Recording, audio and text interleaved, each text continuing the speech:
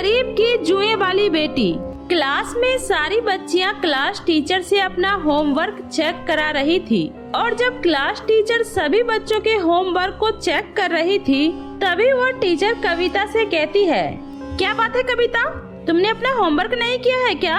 किया है मैडम जी। तो फिर तुमने अभी तक अपना होमवर्क चेक क्यों नहीं करवाया? मैं अभी लेकर आती हूँ मैडम। इतना कहकर कविता अपने होमवर्क की कॉपी लेकर क्लास टीचर के पास जाती है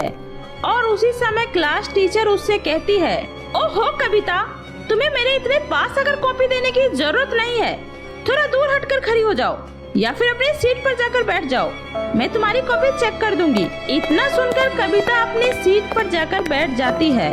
और उसको पता था कि उसके साथ यही होने वाला है, क्योंकि टीचर कभी भी कविता को अपने पास खड़ा होने नहीं देती थी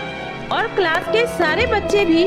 इसी वजह से कविता का बहुत मजाक उड़ाया करते थे और इन सब का कारण था उसके सर में पड़े जुएं, क्योंकि कविता के सर में बहुत सारी जुएं थी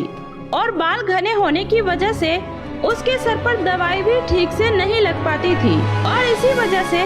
उसके सर से जुएं जाती ही नहीं थी और न ही क्लास का कोई भी बच्चा